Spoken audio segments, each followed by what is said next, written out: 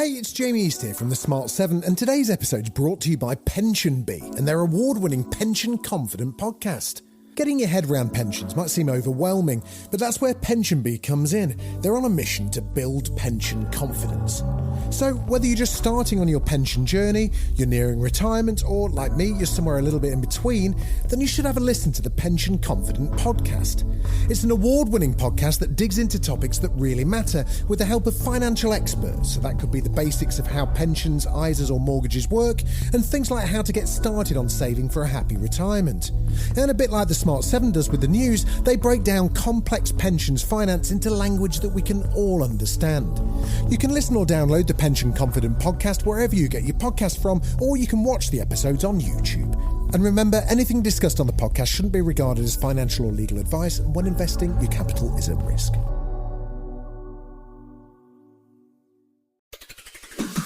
On today's Smart 7, Green Party elect new Eco-Populist Leader, Trump returns from the dead and much more. It's Wednesday 3rd of September, it's Welsh Rarebit Day, and happy birthday, Charlie Sheen. The Smart 7. It's news, but not the news.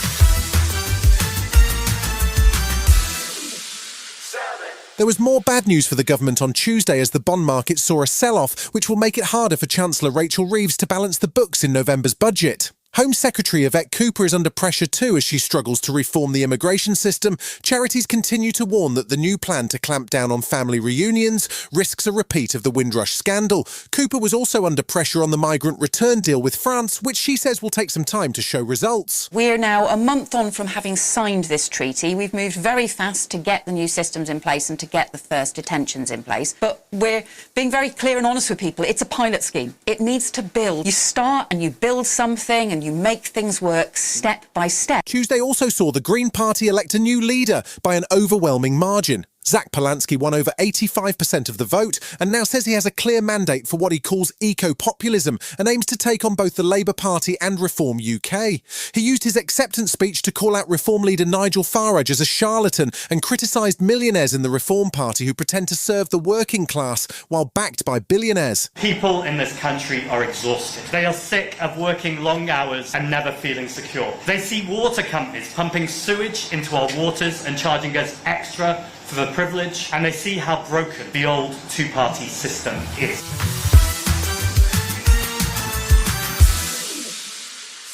Russian President Vladimir Putin continued his state visit to China, travelling to Beijing for a massive military parade on Wednesday. The Victory Day parade is being held to mark 80 years since Russia and China defeated Japan, a slightly unusual take on the Second World War. Putin hailed Chinese Premier Xi Jinping as a dear friend, and they were joined by North Korean leader Kim Jong-un, who has travelled to Beijing by train. The Russian president also had some unkind words for Ukraine and its allies. I don't want to compare them to reptiles, to animals. They are experts not in fairy tales, but in horror films. What we see now is a constant hysteria about Russia planning to attack Europe. I think it's clear to any reasonable person this is either a provocation or complete incompetence. NATO Secretary-General Mark Rutte was in Luxembourg in advance of Thursday's meeting of EU leaders in Paris, and he was warning that the danger from Russia is absolutely real. The threat from the Russians is increasing every day. Let's not be naive about it. This might involve one day Luxembourg, my country, the Netherlands. We are all safe now. We think we are far away from Russia, but we are very close by.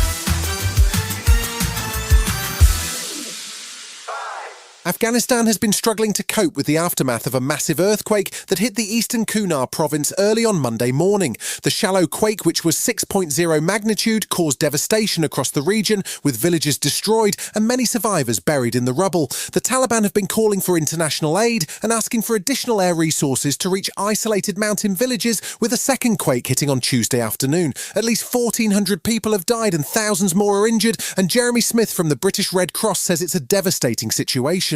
Our colleagues are seeing a lot of destruction, very similar to what we saw in 2023. This earthquake was only 5 miles deep, and the intensity of it was such that these houses basically collapsed on people while they were sleeping.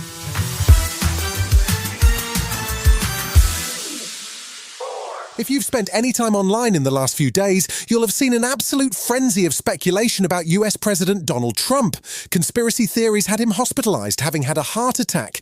Then there was detailed analysis of every long-distance photo and an obsession with whether or not he'd visited the Walter Reed Hospital. Things weren't helped by silence from the White House, and then a notice that the president would have an announcement at 2 p.m. Washington time. Trump turned up looking the same as usual and announced that he's moving the US Space Command Center from Colorado to Alabama. And that was it. Fox News reporter Peter Doocy wanted to know if the president had heard the news that he was dead. I didn't hear that one. That's pretty serious stuff. Well, it's fake news. You know, it's just so...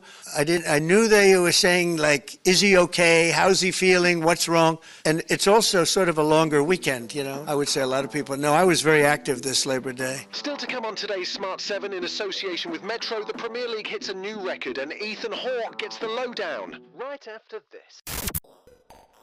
Hey, it's Jamie East here from the Smart 7, and today's episode's brought to you by Pension Bee and their award-winning Pension Confident podcast. Getting your head around pensions might seem overwhelming, but that's where Pension Bee comes in. They're on a mission to build pension confidence. So whether you're just starting on your pension journey, you're nearing retirement, or like me, you're somewhere a little bit in between, then you should have a listen to the Pension Confident podcast. It's an award-winning podcast that digs into topics that really matter with the help of financial experts. So that could be the basics of how pensions, ISAs or mortgages work, and things like how to get started on saving for a happy retirement. And a bit like the Smart 7 does with the news, they break down complex pensions finance into language that we can all understand.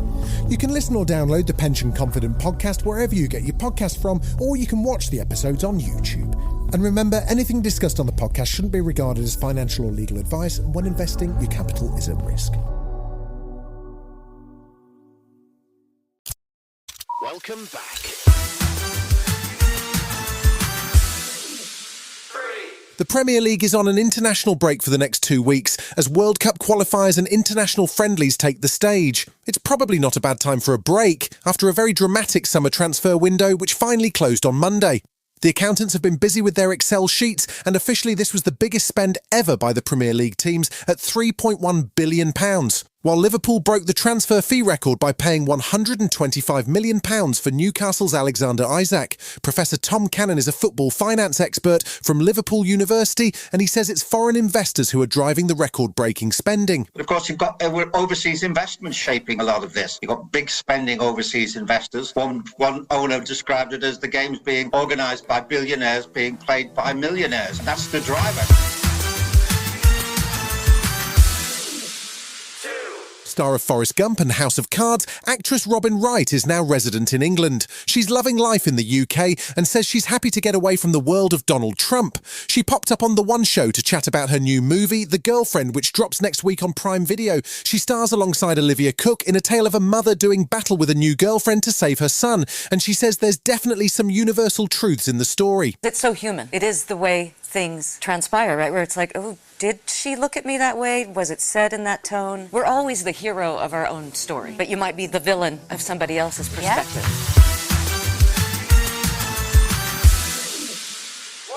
There's a new series on the way starring Ethan Hawke, in which he plays a bookstore owner. But it's not your local Waterstones, this is a pretty rock and roll bookshop, and Ethan plays Lee Rayburn, who is also a part-time detective. The show is called The Lowlands, and it's set in Tulsa, Oklahoma, and if you like the sound of Ethan Hawke getting beaten up quite a lot, then it could be just the show for you. It has an all-star cast including Jean Tripplehorn and Kyle MacLachlan, and it's due to drop on Disney Plus on September 23rd. Citizens arrest! This is Lee Rayburn. He'll write for any publications that'll humor his conspiracies. What I've uncovered is insane. My family was threatened. This town is about to explode. You've been listening to The Smart 7. We'll be back tomorrow at 7 a.m. Hit that follow button and have a great day. Give us 7 minutes, we'll give you the world.